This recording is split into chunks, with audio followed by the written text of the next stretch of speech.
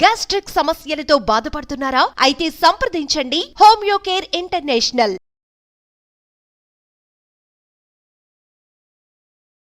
21 అంటే శనివారం నాడు పగలు కేవలం 8 గంటలు మాత్రమే ఉంటుంది, కానీ రాత్రి 16 గంటలు ఉంటుంది అంటున్నారు. దీన్నే అయినాంతం అని అంటున్నారు. అలాగే సూర్యుడి నుంచి భూమి ఉత్తరార్ధగోళం చాలా దూరంగా జరగటం వల్ల ఈ సంఘటన ఏర్పడుతోంది.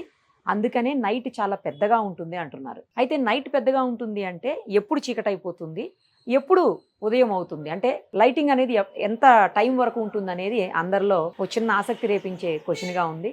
సో ఈ విషయాలనే మనకి క్లియర్గా అసలు ఎందుకు ఇలా జరుగుతుంది, ఎప్పుడు జరుగుతుందా, ఇదే ఫస్ట్ టైమా, ఇంతకుముందు ఎన్నిసార్లు జరిగింది, ఇక ముందు జరుగుతుందా, ఇవన్నీ చెప్పేందుకు ప్రస్తుతం మనతో పాటు ఉన్నారు కెమిస్ట్రీ ప్రొఫెసర్ కోయ వెంకటేశ్వరరావు గారు. ఒక్కసారి ఆయనతో మాట్లాడదాం.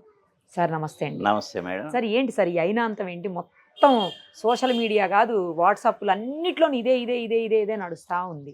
అంటే ఏంటి అసలు? ఒక విధంగా ఇది చెప్పాలి అంటే భూమి సూర్యుడి చుట్టూ తిరిగే విధానంలో నిరంతరం జరిగే మార్పుల వలన ఇలాంటి విషయాలు మనకు ఉత్పన్నం అవుతాయి. నిజానికి భూమి గనక టోటల్ స్పెరికల్గా ఉండి ఒకే తన అక్షం చుట్టే తిరుగుతూ ఉన్నట్లయితే ఈ సమస్య వచ్చేది కాదు. మనకు పర్మనెంట్గా డే అండ్ నైట్ సమానంగా ఉండే. కానీ ఈ భూమి సూర్యుడి చుట్టూ తిరిగే ఆర్బిట్ చూసినట్లయితే ఎప్పుడూ కూడా స్పెరికల్గా భూమి ఉండదు. పైన కింద పోల్స్ దగ్గర కొంత నొక్కబడి ఎలాంగేట్ అయి ఉంటుంది. ఇది తిరిగే ఆర్బిట్ కూడా సర్క్యులర్గా లేకుండా ఎలిప్టికల్గా ఉంటుంది. ఎలిప్టికల్ అంటే ఎలాంగేటెడ్ సర్కిల్, అంటే ఈ షేప్లో కోడిగుడ్డు ఆకారం, ఓవల్ లాగా.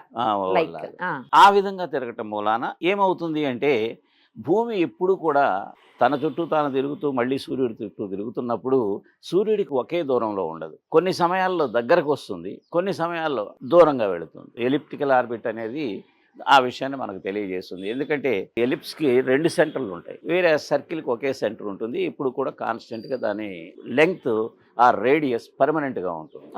ఇక్కడ అట్లా కాకుండా దూరాలు మారుతూ ఉంటాయి. కాబట్టి ఎప్పుడైతే భూమి సూర్యుడికి ఆర్బిట్లో తిరుగుతున్నప్పుడు ఎలిప్టికల్ పొజిషన్కి దూరంగా వెళ్ళినప్పుడు డెఫినెట్గా సూర్యుడి యొక్క కాంతి కిరణాలు భూమి మీద పడే అవకాశం తక్కువైపోవటం మూలాన మనకి చీకటిలాగా అనిపిస్తుంది. అదే ఎప్పుడు కూడా మీరు దాన్ని ఈక్వేటర్ దగ్గర కనుక చూసినట్లయితే భూమధ్య రేఖ దగ్గర అక్కడ రేస్ ఎప్పుడు సమానంగా ఉంటాయి. కాబట్టి ఆ ప్రాంతాల్లో నివసించే వాళ్ళకి మాకు డే అండ్ నైట్ సమానంగా ఉంటాయి అనిపిస్తుంది. ఇప్పుడు నార్త్ పోల్ వైపు, సౌత్ పోల్ వైపు మీరు అన్నట్లు hemisphere towards north, hemisphere towards south తీసుకున్నట్లయితే వాళ్ళకి ఈ ప్రాబ్లమ్స్ వస్తాయి. ఇవి అసలు భూమి తిరుగుతూ తన యాక్సిస్ చుట్టూ తిరగకుండా ఒక 23.5 డిగ్రీలు టిల్ట్ అయ్యి, అంటే తన యాక్సిస్ స్ట్రైట్గా ఉంటే ఇది 23.5 డిగ్రీలు టిల్ట్ అయ్యి ఇంకో పక్కకి ఆ యాక్సిస్ చుట్టూ తిరుగుతుంది కొత్తది.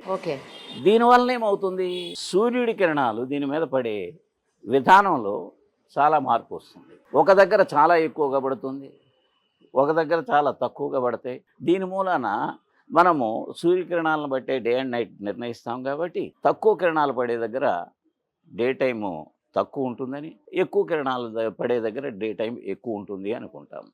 ఇక్కడ మనకి ఒక 4 ఈ భూమి సూర్యుడికి చెందినటువంటి పాయింట్లు గుర్తుండాలి. ఈక్వినాక్స్లు అంటే 2, ఈ ఇప్పుడు మనకు వచ్చినటువంటి ఇది ఒక డే, తర్వాత ఇలాంటి డేనే మనకి డిసెంబర్లో వస్తుంది.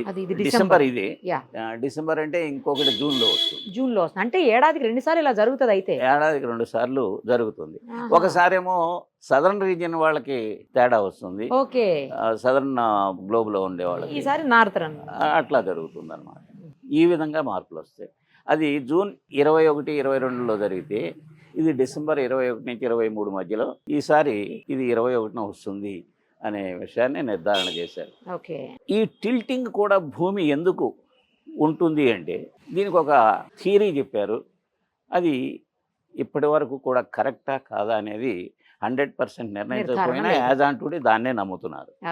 ఏమిటంటే ఈ భూమి ఏర్పడేటప్పుడే భూమి లాంటి ఇంకో గ్రహం, అది మార్స్ సైజులో ఉంటుంది, మార్స్ గ్రహం సైజులో వచ్చి దీన్ని ఢీకొనటం మూలాన 2 కలిసి ఆ ప్రెషర్కి మెల్ట్ అయిపోయి కొత్తగా భూమి, చంద్రుడు ఈ 2 ఏర్పడినాయని ఈ దాని పేరు థియా అన్నారు, ఆ గ్రహం పేరు. ఆ థియా గ్రహం ఢీకొనడం వల్లనే భూమి తన ఆర్బిట్లో డైరెక్ట్గా తన యాక్సిస్ చుట్టూ తిరగకుండా కొంచెం టిల్ట్ అయింది అనేది ఒక థియరీ. అది ఇంకా ఎస్టాబ్లిష్ కాలేదు, దానికి రుజువు కావాలి. కాకపోతే ఇప్పుడు టిల్ట్ అయి ఉన్నది కాబట్టి ఉన్నంతలో ఎక్స్ప్లెనేషన్ సైంటిఫిక్గా దాన్ని తీసుకుంటున్నాం. సార్ ఇప్పుడు ఇది నార్థరన్ సైడ్ అంటున్నారు కాబట్టి మన ఇండియాతో పాటు ఇంకా ఎక్కడెక్కడ ఏ ఏ దేశాలు ఇలా జరిగే అవకాశం కనిపిస్తుంది? ఆటోమేటిక్గా ఈ లైన్లో మొత్తం అన్నీ వెళ్ళేది ఇంకా. డెఫినెట్గా ట్రాపిక్ ఆఫ్ క్యాప్రికార్న్ ఏరియా, దానిలో ఇప్పుడు ఎక్కువ చీకటి వచ్చే తక్కువ పగలు Lighting. తక్కువ పగలు ఎక్కువ రాత్రి వచ్చే రాత్రి వచ్చి. అవకాశం ఉంటుంది. ఎక్కువ రాత్రి తక్కువ పగలు అంటున్నాం కదా, అంటే 7 గంటల వరకు చీకటిగానే ఉంటుందా? సాయంత్రం 3 నుంచి 4 నుంచి చీకటి అయిపోతుందా? అంత పెద్ద మార్పులేమి ఆ, కనిపించవు మేడం. మరి వీళ్ళు ఏముంటాయి? చెప్పినట్లుగా 8 గంటలది 16 గంటలది అవన్నీ ఏముండదా? జరగదు. ఉమ్, కాకపోతే మనకి ఎప్పుడు కూడా కొంచెం దానికి దీనికి మ్యాక్సిమం 3 అవర్స్ తేడా మ్యాక్సిమం వస్తుంది ఎప్పుడు చూసిన సీజన్లో. ఓకే. అందుకే అమెరికాలో కొన్ని చోట్ల ఏం చేస్తారు అంటే, ఇప్పుడు for example north east area ఉందనుకోండి, ఎవ్రీ ఇయర్లో ఒకసారి టైం మారుస్తారు, ఒక 2 అవర్స్ చేంజ్ చేస్తారు. అంటే మళ్ళీ ఇలాంటి మార్పుల కోసం, సో దట్ కంట్రీ అంతా కూడా ఒకే టైము మెయింటైన్ అవుతాయి. ఓకే. ఇప్పుడు ఎప్పుడైతే ఇది డిసెంబర్ 21 వచ్చిందో అప్పుడు భూమి ఏమవుతుందంటే తన టిల్టింగ్ ఆకారంలో ఉండటం మూలాన ఎలిప్టికల్ పాత్లో కూడా సూర్యుడికి దూరంగా వెళ్ళిపోతుంది. దూరంగా వెళ్ళిపోవటం మూలాన రేసు చాలా తక్కువ పడి త్వరగా చీకటి వచ్చినట్లు అనిపిస్తుంది. అందుకే దీనిని మనము ప్రత్యేకంగా చూస్తాము, డే తక్కువ నైట్ ఎక్కువ. ఇలాంటి పరిస్థితి సమ్మర్లో వచ్చినప్పుడు, ఇది జూన్లో వచ్చినప్పుడు, అప్పుడు దానికి రివర్స్ ఆపోజిట్ వాళ్ళకి జరుగుతుంది. అదేలే సార్, అర్థమైంది. ఇప్పుడు నైట్ ఎక్కువసేపు ఉంటుందంటే మంచిగా చక్కగా నిద్రపోవచ్చు అని చాలా మంది ఫీల్ అయిపోతున్నారు. కానీ మీరు చెప్తున్న దాని ప్రకారం చూస్తుంటే పెద్దగా ఏమి డిఫరెన్స్ రాదు.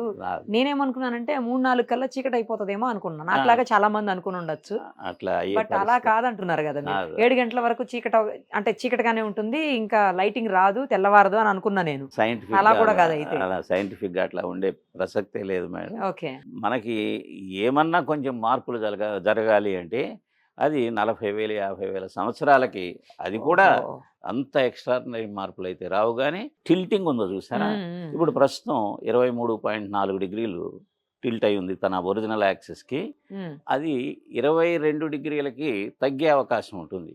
ఓహో. ప్రతి 50 సంవత్సరాల్లో ఆ మార్పు చూస్తున్నారు. 50,000 సంవత్సరాల్లో, ఆ 50,000 సంవత్సరాల్లో ఈ టైముల్లో మార్పులు, ఎక్కువ చీకటి లేకపోతే కొన్ని చోట్ల ఎక్కువ ఎండ, ఇలా వచ్చే అవకాశం ఉంటుంది. నార్మల్ గానే శీతాకాలం కొంచెం మనకి నైట్, ఈ వింటర్ సీజన్ అంతా ఏంటంటే దీని night మూలనే. కొంచెం ఎక్కువ అందుకే అనిపిస్తుంది. దీన్ని వింటర్ పరంగా చెప్తాం అనమాట. ఓకే. అదేమో సమ్మర్ సమ్మర్ పరంగా. పరంగా ఏది జూన్లో. కరెక్ట్గా సూర్యుడు ఫర్ ఎగ్జాంపుల్ మన కంట్రీ లాంటి దగ్గర ఈక్వేటర్ మీదే ఉంటాడు 2 రోజులు భూమధ్య రేఖ మీద. కొన్ని టయాల్లో. ఉమ్. అప్పుడు 2 టయాలు ఆల్మోస్ట్ సమానంగా ఉంటాయి. అది మార్చిలో ఒకటి ఉంది, మార్చి 21, ఓహో, ఇంకోటి సెప్టెంబర్లో ఉంది. ఇలా కూడా ఉంటుంది అయితే. అట్లా కూడా ఉంటుంది. ఆ విధంగా కంటిన్యూస్ టైం చేంజ్ చేస్తూ ఉంటుంది. రైట్ సార్, క్లియర్గా క్లారిటీగా అసలు ఏం జరిగింది, ఏం జరగబోతోంది, అది తర్వాత దాని పరిణామాలు ఏంటి అనేది కూడా ఎక్స్ప్లెయిన్ చేశారు. Thank you sir, thank you so much. నమస్తే మేడం. సుమన్ టీవీలో మీ పర్సనల్ అండ్ బిజినెస్ ప్రమోషన్స్ కోసం కింది నెంబర్కి కాంటాక్ట్ చేయండి.